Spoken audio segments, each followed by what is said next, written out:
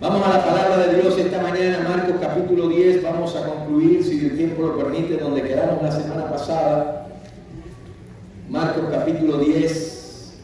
Ya estamos por hacer un alto en el Evangelio de Marcos y retomar el año que viene en el contexto de la celebración de lo que se conoce en el calendario cristiano como la Semana Santa, la Semana Mayor. Marcos 10, los versos del 32 al 45. Si usted no estuvo aquí la semana pasada, lo que estuvimos aquí la semana pasada, el domingo pasado, le podemos decir que el domingo pasado celebramos la cena en un orden diferente y fue realmente una experiencia gloriosa. No sé para ustedes, pero mi culto racional fue maravilloso, ¿verdad? Mi adoración personal. Y si le gustaría aprender un poco más acerca de por qué celebramos la cena del Señor, vaya a la página web y vea el video en la página web o en YouTube de la iglesia. Marcos 12 del 32 al 45 vamos a ver. Es la tercera vez, les decía la semana pasada, en este contexto en el que Jesús en el Evangelio de Marcos anuncia su muerte, algo que el Señor nunca dejó de hacer. La muerte del Señor Jesucristo, Él la tuvo presente siempre, era algo de lo que Él mismo estaba consciente. Y veíamos la semana pasada algunas cosas en el contexto de la mesa del Señor que celebrábamos. Veíamos en primer lugar, y va a estar en las pantallas para los que les gusta tomar nota, lo que vimos la semana pasada brevemente. En primer lugar, que la muerte de Jesús, vimos en las 3 veces que Jesús anuncia su muerte en Marcos, aprendimos de ahí, en primer lugar, que era una obra necesaria que el enemigo quiso impedir. La muerte de Jesús, una obra necesaria que el enemigo quiso impedir.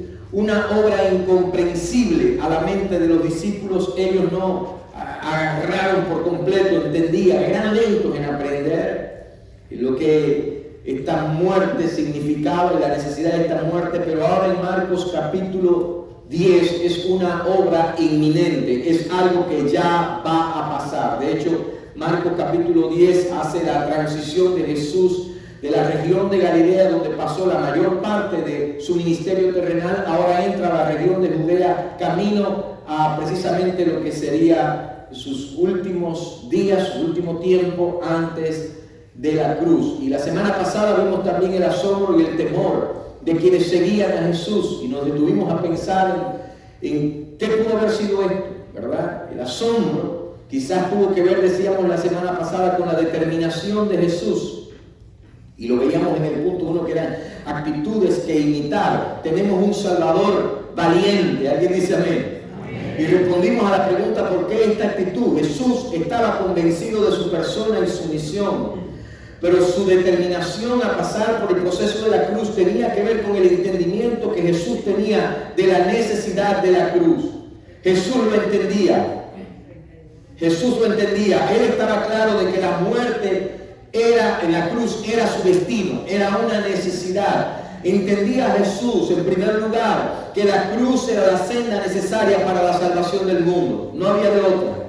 Que la muerte en la cruz, en segundo lugar, era la única manera de satisfacer la ira de Dios. Que la muerte en la cruz era la obra, eso está también en el siguiente slide, era la obra que Jesús necesitaba terminar para así glorificar al Padre. En tercer lugar y en cuarto lugar, que la muerte en la cruz era la obra que Jesús necesitaba realizar, hacer, completar, para que su propio gozo estuviese cumplido. Ahora, si quieres saber más, una vez más le invito al video de la semana pasada. Si no lo ha visto, póngase al día. Le voy a decir algo como pastor suyo, lo que espera un pastor de su iglesia. Muchos de nosotros, gracias a las redes sociales, tenemos acceso a muchas predicaciones. Y a veces le dedicamos mucho tiempo a las predicaciones de otros pastores y de otras iglesias que estoy seguro son de gran bendición, pero que generalmente están orientados a la necesidad de una iglesia local. Así que si usted dedica tiempo a otras predicaciones y un domingo no está aquí, vaya el lunes, martes, miércoles, jueves a la página web o YouTube y póngase el día para que sepa de qué se está hablando. Muchas veces nos evitaríamos hasta los 10-15 minutos de introducción si todos estuviéramos fielmente haciéndolo. Yo sé que hay muchos mejores predicadores que yo, la gran mayoría, todos lo son, en serio. Yo lo sé que yo no soy el mejor, pero yo soy su pastor. Y las ovejas oyen a su pastor, ¿verdad? Y usted es parte de esta iglesia, viene aquí, no solamente se enfoque en otro lugar.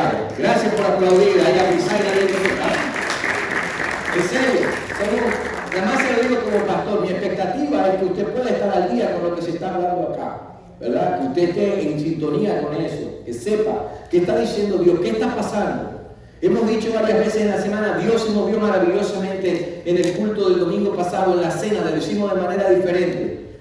Si usted no estuvo, usted ya debería haber visto ese video, debería haber estado ahí conectado. ¿Qué está pasando en mi iglesia? Quiero estar empapado, ¿verdad? Así que, y bueno, déle lugar también a esos grandes predicadores que andan por ahí, pero que cuando usted tenga una necesidad, no son los que van a orar por usted porque no lo conocen, ¿oye? Así que ahí se la dejo caer. Déjenme decir algo. El pastor Rick Warren, él da una enseñanza y él dice, en una de las cosas que habla en una oración, dice que tenía una miembro de la iglesia que siempre ofrendaba para otras iglesias, para otros ministerios, porque decía, bueno, esta iglesia es tan grande, aquí entra tanta plata que aquí no hace falta, lo voy a dar en otro lugar. Le prestaba más atención a los sermones y a la enseñanza de otros pastores, al punto que un día dejó de venir a la iglesia y el pastor la vio, o uno de los pastores, porque eran muchos pastores, uno de los pastores la vio y le preguntó qué está pasando. Y dice, no, yo decidí seguir al pastor fulano de tal por la televisión y yo le mando mis ofrendas y yo recibo en mi casa. Tiempo después, esa señora cayó hospitalizada. Pregúntese quién es la iglesia que estaba allí. No era la de la televisión. Dios, voy a hablar en el espíritu. Dios diseñó la iglesia local con un propósito. Esta es la iglesia local. Si usted es miembro de esta iglesia, esta es su iglesia. Si usted está buscando una iglesia, le invitamos a que haga de esta iglesia su iglesia. Pero el diseño de Dios es perfecto. No hay nada que pueda sustituir la iglesia local. No hay absolutamente nada. Facebook Live no es la iglesia. La televisión no es la iglesia. Esta es la iglesia. Alguien dice amén. Recíbalo del Señor. Recíbalo de parte de Dios y póngase al día en el vivir de la iglesia y participe y disfrute. Venga los miércoles al estudio bíblico, a los programas que tenemos. Traiga a su niño. Haga el sacrificio y traiga a su niño. No hay mejor lugar para estar. Usted y yo nos sacrificamos para llevar a nuestros niños a lugares que hasta tenemos que pagar cantidad de dinero. Y aquí se lo vamos a ministrar de gratis. Traiga a la familia, venga en busca de Dios. La iglesia local cumple un propósito en esta tierra. No ignoremos ese propósito. Amén. Así que los que van a ver este video esta semana, los saludamos, los queremos. Ya saben lo que estoy diciendo. ¿No? Y aprendimos algo más. En la semana pasada veíamos en el trato de Jesús, la manera en que Jesús trata con los discípulos. Cuando en un ratito vamos a ver que un tanto desconcertante lo que estaba pasando y la actitud de los discípulos, pero de la manera en que Jesús trata a los discípulos aprendemos algunas cosas. Primero, que Jesús siempre suplirá mis necesidades. Aprendimos eso, sea cual sea. No estoy hablando solamente de necesidades materiales, físicas, estoy hablando de necesidades emocionales, espirituales. Jesús las va a suplir. Incluso Él va a responder hasta tus grandes dudas. A veces pensamos que un cristiano no puede tener ciertas preguntas que necesita que le aclaren. No, como que si preguntas, ¿y por qué la Biblia dice, uy, no, ¿por qué? No, Jesús se toma su tiempo para tratar contigo. Aprendimos que Él suple nuestras necesidades. Aprendimos que la voluntad de Jesús no es que yo me sienta desconcertado o dominado por el miedo. ¿Recuerda la fe? Y que siempre debemos recordar que en nuestro andar, que andamos en este mundo por fe y no por vista, que debemos caminar por fe. Así que vimos en Cristo y aprendemos de Él, en primer lugar, actitudes que imitar, valor, determinación, fe, paciencia. Sobre todo, paciencia. Hoy vamos a continuar y vamos a ver algunas actitudes, no que imitar ahora, pero actitudes que evitar. Hay ciertas cosas que no debemos hacer, que debemos alejarnos de ellas y renunciar a ellas. Decía que esta es la tercera vez que Jesús les está hablando de su muerte, de lo que iba a padecer, y ahora les está hablando con un sentir de urgencia, de inminencia. Ahora, piensen en este cuadro. Imagínense que Jesús se aparta con los discípulos, viene con los discípulos aparte y los saca de la multitud, se acerca a los discípulos. Recuerda que comienza diciendo el verso 32 que Jesús iba como un poco más adelantado, iba a ir lejos de ellos, pero ahora los aparta y les dice a los discípulos así con ternura: ustedes se acuerdan de que ya yo les he hablado anteriormente, miren el contexto, que ya yo les he hablado de esto. Ustedes se acuerdan que ahora yo les he dicho que ahora voy a ser entregado a los líderes religiosos y que ellos me van a condenar a muerte y que me van a poner a disposición de Roma para que me crucifiquen, pero primero me van a escupir, primero me van a escarnecer, me van a azotar, me van a afrentar, a ultrajar, me van a violentar, me van a llevar al matadero como un cordero. Me van a hacer padecer, me van a hacer dolerme, sufrir, pero voy a resucitar al tercer día. Eso siempre estuvo ahí presente. Más serio, más intenso, más solemne que ese momento no pudo haber otro. Jesús le está diciendo lo que ya les había dicho con seriedad, con solemnidad, con profundidad. Y este era un momento, si usted y yo estamos en una circunstancia así, estamos con alguien que te está diciendo: ya mis horas, mis días están contados, tengo horas para vivir y lo que voy a pasar es esto y lo que voy a sufrir es esto. Usted le toma seriedad, le presta atención. ¿En quién está pensando usted? Usted está pensando en esa persona que le está diciendo esas cosas. Su mente no está en otra cosa, porque la mente de ese individuo no está en los negocios, no está a menos que sea como el hombre de aquella historia, el árabe que tenía, que está en la cama y está en los últimos minutos de su vida y se está muriendo y trae a toda la familia alrededor y dice: está mi hijo Baruch, sí, está Baruch, aquí estoy, papá. Y está mi hijo Mamer, sí, papá, aquí estoy. Y está mi hijo Malakú. Y dice: sí, papá, aquí estoy, Malakú. Malakú, tú eres el mayor, Malakú. Tú eres el más grande de todo. Y todo el mundo está tenso ahí, escuchando a papá. Dice Baruch: ¿te acuerdas del anillo de piedras preciosas, diamantes y de oro que siempre quisiste? Tú eres el mayor. Sí, papá, me acuerdo, y dice: te lo vendo. No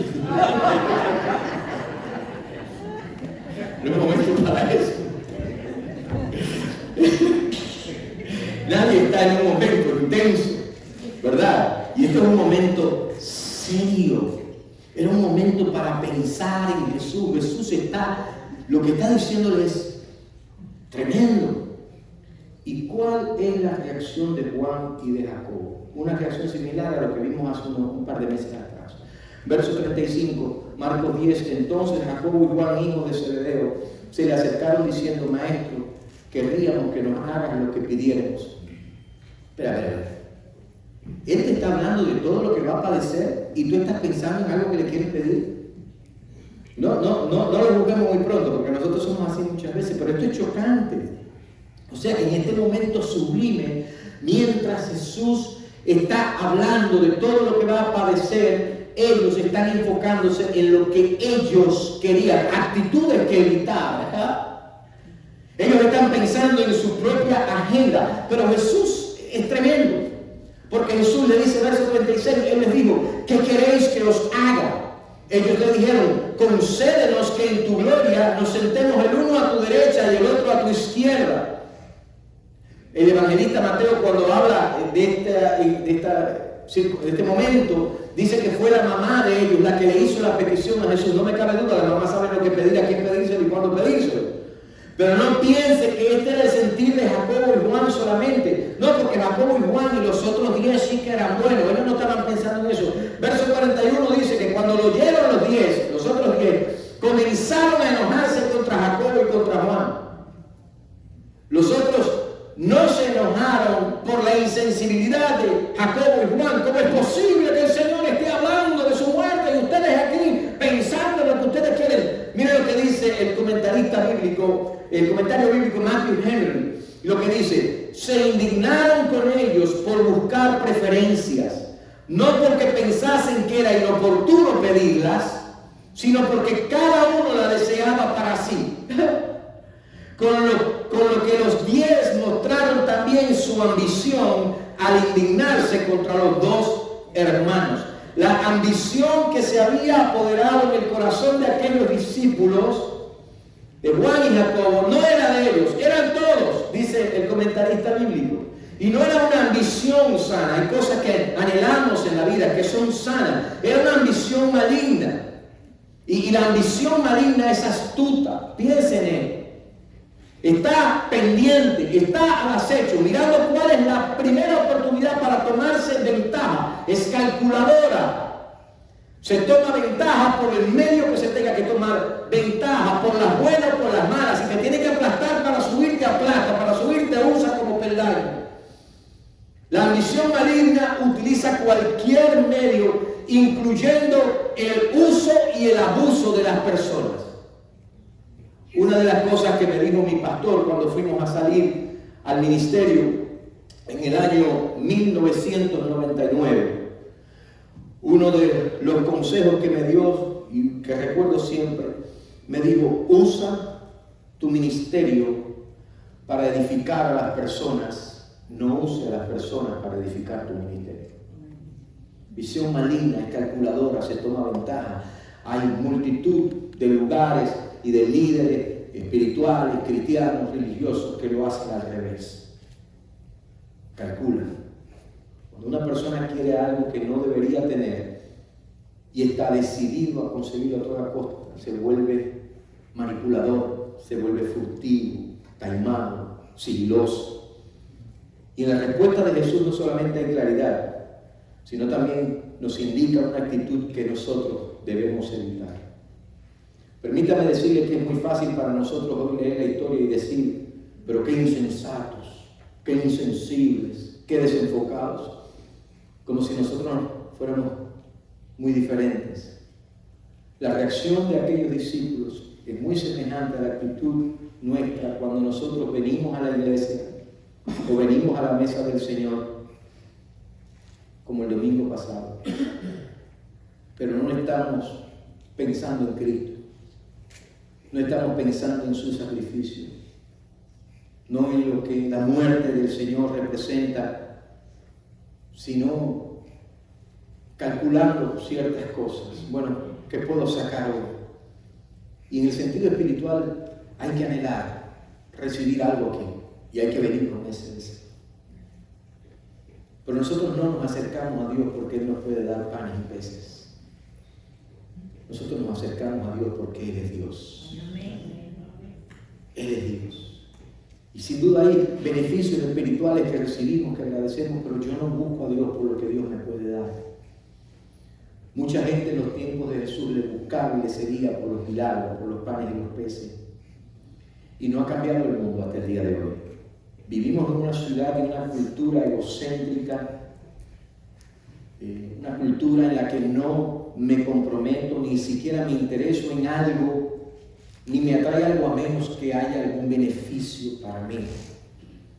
Una cultura que nos enseña que primero estoy yo, después yo y siempre yo. Y vivimos así, traemos eso al hogar y traemos eso a nuestras relaciones y traemos eso al trabajo, lo traemos a la vida de la iglesia y con razón hay tantas familias miserables, hay tantos matrimonios infelices porque es yo, siempre yo y nadie más que yo. Por eso el modelo de Jesús, la vida de Jesús, su medio para la grandeza, el medio de Jesús para la exaltación no ha cambiado. Él dice: renuncia a la vida del mundo y adopta la senda de Dios. Adopta la senda de Dios y renuncia a la manera del mundo. Jesús le responde. Entonces Jesús respondiendo, estoy leyendo ahora de Mateo 20, 22. Entonces Jesús respondiendo dijo: no sabéis lo que pedís. ¿Podéis beber del vaso que yo he de beber y ser bautizado con el bautismo que yo soy bautizado? Y mira, donde llega esta gente. Y ellos dijeron: podemos. Y Jesús le dice: a la verdad de mi vaso beberéis y con el bautismo con que yo soy bautizado seréis bautizados.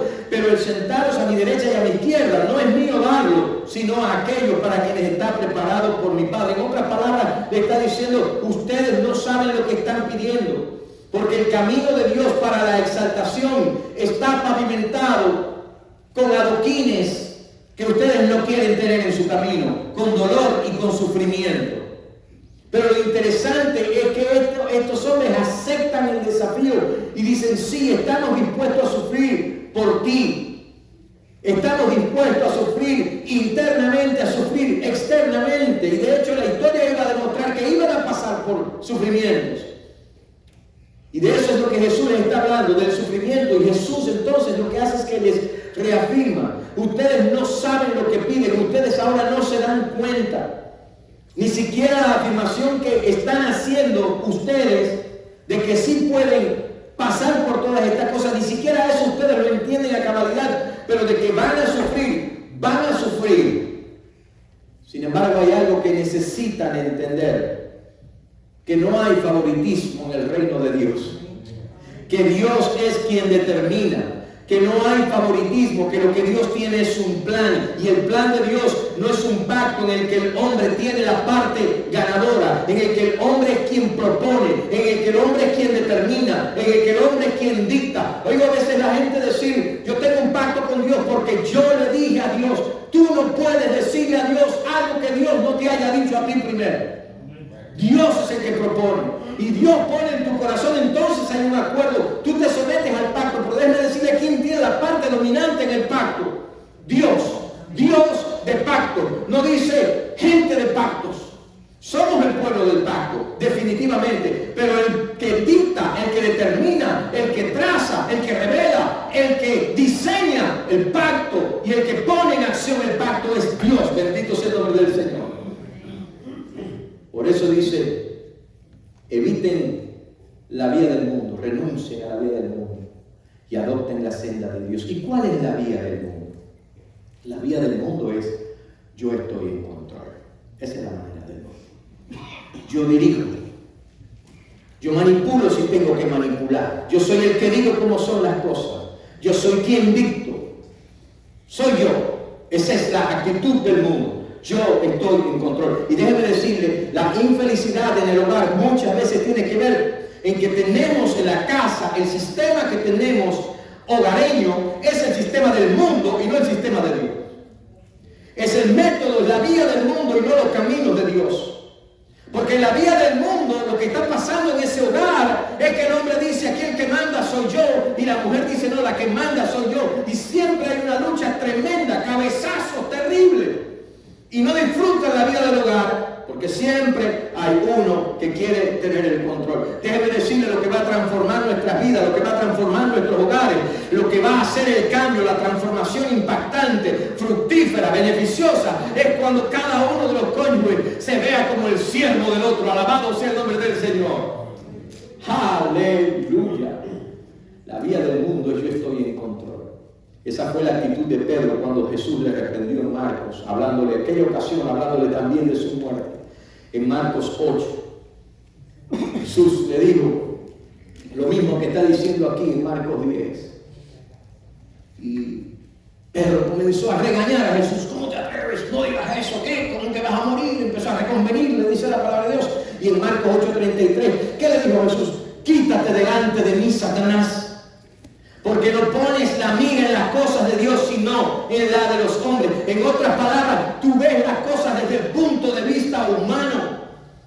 Y porque tienes las cosas desde la perspectiva humana, Dios para ti no es la prioridad. Los planes de Dios no son la prioridad. La voluntad de Dios no es lo más importante. Tu agenda es lo más importante. Tu conveniencia es lo más importante. Tu poder, tu autoridad, eso es lo que es importante para ti. ¿Y por qué es importante para ti? Esa es la prioridad para ti. Por lo tanto, el plan de Dios para ti no es tu prioridad. Déjeme decirle que no vamos a hablar tan igual como el maligno, como cuando nosotros decimos que estamos en control.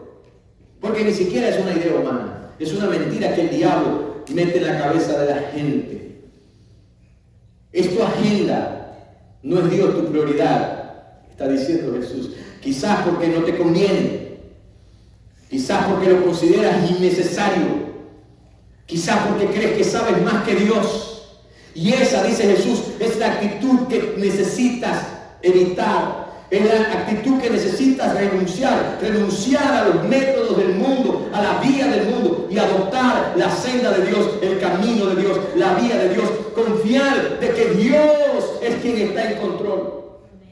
Que Dios sabe mucho más que tú. Ustedes son brillantes, inteligentes, somos.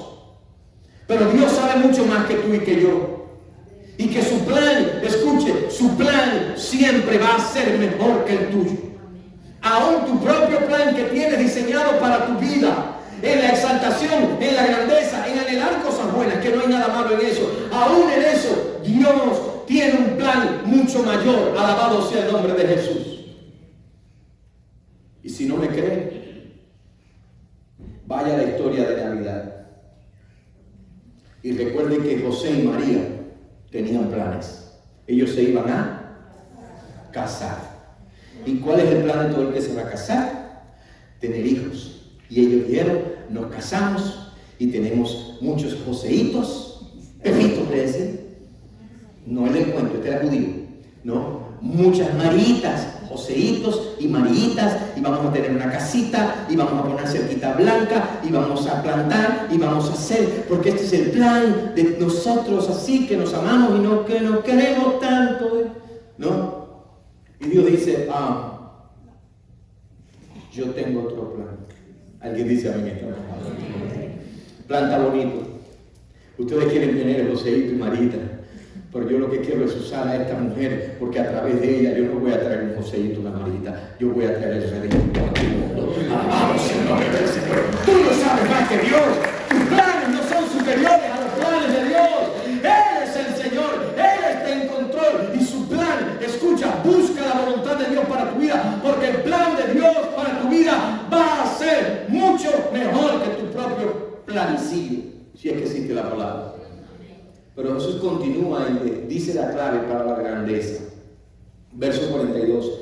Mas Jesús llamándolo les dijo, ¿sabéis que los que son tenidos por gobernantes de las naciones se enseñorean de ellas y sus grandes ejercen sobre ellas potestad? Imagínense que haya hecho una pausa Jesús. No da indicativo de que es una pausa, ¿no? Dice Jesús llamándole, dijo, ustedes saben que los que gobiernan en este mundo, las naciones, tienen autoridad y se enseñorean y ejercen la autoridad sobre sus súbditos. Me imagino Juan Jacobo dice, lo que nos van a dar es maravilla. Así que nosotros vamos a gobernar también, ¿no? Y dice, pues tranquilo, no vaya muy rápido, porque tengo otro versículo, dice Jesús. Jesús dice, pero no será así entre ustedes, sino que el que quiera hacerse grande entre vosotros será vuestro servidor, y el que de vosotros quiera ser el primero será siervo de todos. Ahora dése cuenta de algo, porque en un sentido general Jesús no criticó ni combatió el anhelo que ellos tenían, el deseo. Porque anhelar cosas grandes, escuche a alguien esta mañana, escúcheme bien, porque anhelar cosas grandes en sí mismo no es algo inherentemente malo. Yo pregunto a los padres, ¿cuántos de ustedes tienen grandes sueños para sus hijos? No es inherentemente malo. A veces pensamos que el cristiano no debe anhelar ciertas cosas. Voy a usar la palabra ambicionar positivamente, desear cosas, ¿no? Anhelar ciertas cosas, desear ciertas cosas, no significa que es necesariamente negativo. Jesús lo que sí hace la diferencia es entre los anhelos y deseos negativos y los positivos. La visión que el mundo tiene de la ambición, de anhelar, de desear, de crecer, es generalmente negativa. La mayoría de los hombres son hasta cierto punto arrastrados por una ambición mundana, egocéntrica, enfocada en ellos, fama, poder, autoridad, que los pone a ellos en el centro como mayor beneficiario. No buscan necesariamente lo que es del beneficio de otros, mucho menos de lo que tiene que ver con Dios, ni Dios les importa para nada. No buscan la gloria de Dios. Pero el punto de vista de Cristo es diferente, es diametralmente opuesto. Ustedes quieren la autoridad y ustedes quieren el poder del reino. Ustedes quieren lo que representa estar a mi derecha y a mi izquierda. Pregunta, ¿por qué lo quieren? ¿Por qué quiere estar en posición? ¿Por qué ambicionan eso? ¿Cuál es la motivación? ¿Cuál es la meta? Y es una pregunta que hace eco hoy. ¿Por qué anhelas lo que anhelas? ¿Por qué buscas lo que buscas? ¿Por qué deseas lo que deseas? Son buenas preguntas que de vez en cuando nos toca hacerlas a nosotros mismos, porque Jesús nos va a responder redefiniendo lo que la verdadera grandeza es. Y con ello lo que está diciendo es, Dios sí quiere, escuche a alguien esta mañana y reciba la palabra, Dios sí quiere que alcances grandeza.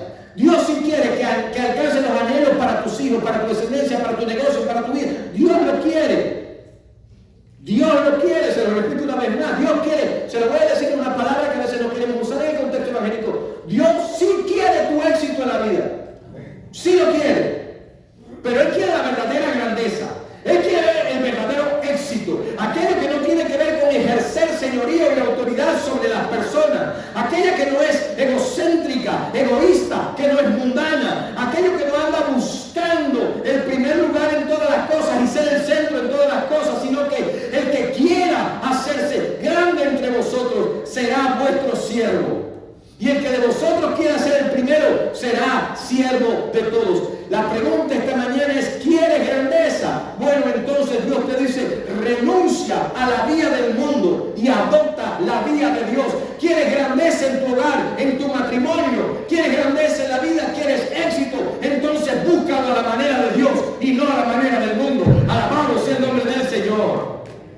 Reconoce, lo que le gusta tomar nota, que la prioridad es el plan de Dios, los asuntos de Dios. ¿Reconoces? Cristo le dice a esta gente, si no me creen, mírenme a mí. Último verso, 45. Porque yo, el Hijo del Hombre, no vino para ser servido, sino para servir y para dar su vida en rescate por muchos. Reconoce que la prioridad es el plan de Dios. Y te lo pongo bien sencillo.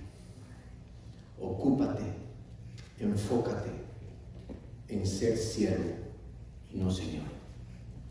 En ser siervo y no Señor. A fin de cuentas hay un solo Señor.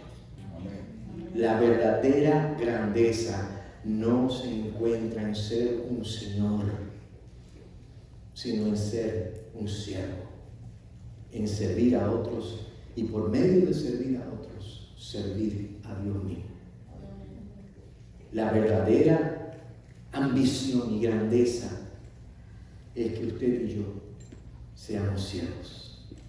Que asumamos, y esta palabra siervo es fuerte, porque esa palabra quiere decir esclavo. Y aquí Jesús está en el centro de lo que su ministerio mesiánico es de acuerdo a Marcos. Yo no sé si recordará el primer mensaje, pero fue hace un año atrás. Le decía que Marcos presenta a Jesús como el siervo sufriente, como el salvador esclavo, como el rey que viene a servir, el rey que viene a sufrir, el rey que se despojó de su gloria y entregó su vida en rescate por muchos. Así lo presenta. Por lo tanto, en este pasaje no solamente vemos actitudes que imitar, vemos actitudes que evitar, pero en último lugar, que toca mi corazón en el trato de Jesús con la gente, es la manera de Jesús. Un amor que atesorar, el amor de Jesús. Llévese de eso de la Biblia, lléveselo de este pasaje. Ese amor que se evidencia en lo que leemos en Filipenses 2, cuando hablando de Cristo, dice que Él, Jesucristo, siendo en forma de Dios, no estimó el ser igual a Dios como cosa que aferrarse, sino que se despojó a sí mismo, tomando forma de siervo, hecho semejante a los hombres, y estando en la condición de hombre, se humilló a sí mismo, haciéndose obediente hasta la muerte, y muerte de cruz. ¡Aleluya! ¡Oh, qué gran amor el de Jesús! El supremo amor, aquel que escogió experimentar en sí mismo la suprema, la más alta humillación, hacerse semejante a los hombres. Filosofía humanista pone al hombre como el centro del universo, pero en el ámbito de la realidad espiritual y ante Dios, la realidad es que el hombre no es nada. El hombre es un microbio, no hay nada, su fuerza es corta, su capacidad es limitada, su naturaleza es corrupta, es pecadora, su vida es limitada. La Biblia dice, si pasaste de los 70, dale gracias a Dios. Y que Cristo el Eterno, escuche, se haya vestido de humanidad, de algo tan bajo, es algo que no se puede uno imaginar. No cabía en la mentalidad de nadie. Esa es la más alta humillación. Pero esa suprema humillación viene a ser realidad. ¿Sabes por qué? Por el gran amor del Señor Jesucristo. No solamente es la suprema humillación, es también la suprema misión. Él no vino a ser servido. Dice Jesús, el Hijo del Hombre no vino a ser servido, sino que vino a servir. Jesús no tuvo un lugar, dice la Biblia, donde reclinar su cabeza. Y 3 años después de anunciar la razón de su venida fue a la cruz del Calvario. ¿Y cómo llevó a cabo su misión? ¿Cómo la cumplió? ¿Cómo la desarrolló? No lo hizo enseñoreándose. Lo hizo sirviendo. Lo hizo entregándose. La cumplió no solo sometiéndose a la suprema humillación, como siervo en la suprema misión, sino sobre todo, pagando el precio supremo, derramando su cruz, dando su vida en rescate por muchos. ¡Qué tremendo! ¡Qué gran amor! Que el Dios infinito vino a nosotros en la persona de Jesucristo. Y es ese amor de Dios, el amor que tú y yo debemos atesorar. Hay actitudes que imitar, hay actitudes que evitar, pero siempre en nuestro corazón y en nuestro enfoque, un amor que atesorar, el amor de Jesús. ¿Y sabe qué? La misión de Jesús no ha cesado. Jesús ascendió al Padre, viene otra vez en algún momento del futuro, pero todavía está haciendo lo mismo hoy en día. Me llamó esta palabra la atención porque esa palabra servir quiere decir prestar asistencia o ayuda mediante la realización de determinadas tareas. ¿Ah? Jesús ayuda y te asiste por medio de determinadas tareas, dice a menudo de carácter humilde o servil. Usted se imagina, y concluyo diciéndole esto: esta es la gran verdad de la fe cristiana, la sorprendente verdad de la fe cristiana. Cristo vino a servirte a ti. Él escogió hacerlo. Él quiso hacerlo. Y se desprende de este gran amor que nosotros atesoramos. Jesús todavía está cumpliendo su misión. Jesús todavía está llevando a cabo su misión. Él sirvió y todavía sigue sirviendo. Y Él está diciéndote hoy, no se caiga para atrás. Pero Él te está diciendo hoy, ¿cómo quieres que te ayude? Jesús lo está diciendo. Jesús te está diciendo, how can I help you? ¿Cómo puedo servirte? ¿En qué puedo ayudarte? Y esto es lo maravilloso, que en eso se ve la grandeza de Jesús. Que no vino a decirte, esto es lo que tienes que hacer. Aquí está, paso 1, paso 2, paso 3. Empieza de nuevo, paso 1. No, no vino a eso. Él vino a servirte. Él vino a buscarte y a rescatarte. Él vino a bendecirte y a ayudarte. Lo único que Él dice es solamente, búscame tú a mí. Pero hoy te dice más. Te dice, yo quiero que alcances grandeza. Yo quiero que alcances el éxito. Y por eso te voy a dar la oportunidad. Y te voy a habilitar para que tú seas como yo. Y que como yo te conviertas en siervo de otros. Yo te rescaté, yo rompí las cadenas, yo establecí un nuevo pacto en mi sangre, yo te di libertad, yo pagué el precio para que seas libre de la esclavitud del pecado. Todo esto experimenté. Todo esto experimentó. El Padre permitió que el Hijo experimentara. Pero yo quiero que tú seas como yo. Y he puesto en ti, porque la gente dice, ¿cómo lo voy a hacer? He puesto en ti mi Santo Espíritu. ¿Sabe quién es el Espíritu Santo? Es la presencia de Cristo en tu vida. Cristo está presente por medio de su Santo Espíritu en tu vida. Y quiero que tú seas como yo. Actitudes que imitar. Actitudes que evitar. Renuncia a los métodos, a la vía, a la senda del mundo y adopta el camino de Dios. Y un gran amor que atesorar. Tan grande que no solamente dio su vida en la cruz por ti, sino que puso su Espíritu Santo en ti para que por medio del Espíritu Santo tú y yo podamos llegar a ser como Jesús. ¿Quieres ponerte de pie esta mañana? Jesús es el Señor. Porque quiero que se tomen unos segundos para pensar. Piensen en esto esta mañana. Quiero invitarle a que te tome los siguientes minutos. Dios ha hablado, amén. Su palabra ha sido expuesta en predicación. Nos ha hablado de varias maneras. Pregúntele. Ahora incline su rostro, cierre sus ojos ahí donde está. Todavía no me cante nada, solamente música ahí, porque todos necesitamos hacer esto.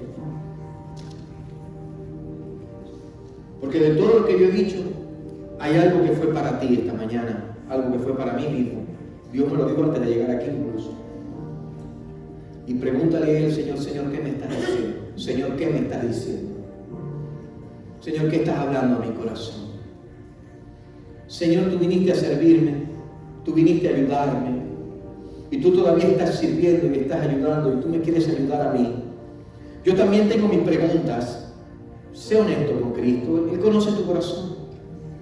Yo tengo mis preguntas, yo tengo mis inquietudes, yo tengo mis dudas. Y tómate unos minutos ahí de silencio. Y ahora deja que el Espíritu Santo traiga a tu mente algo de lo que se habló aquí esta mañana, que Dios te está diciendo a ti. Tómate un segundo ahí en silencio.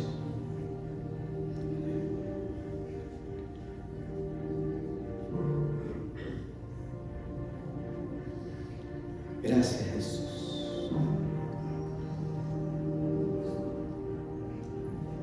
Dios es el Dios que ama. Y el Espíritu Santo está moviéndose ahora y hablando contigo.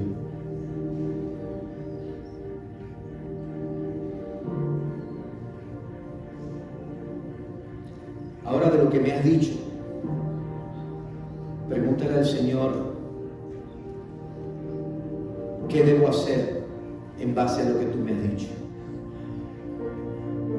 Y quizás la respuesta te va a tomar el día entero de hoy, la semana o 2 días, o quizás te va a tomar 2 segundos. Pero cuando Dios te habla y Dios te dice algo y te muestra algo, no es para tu información, es para tu acción, para que lo pongas por práctica. ¿Qué me ha dicho Dios? ¿Qué voy a hacer con lo que me has dicho? Alguien escuche esta mañana, Él quiere ayudarte.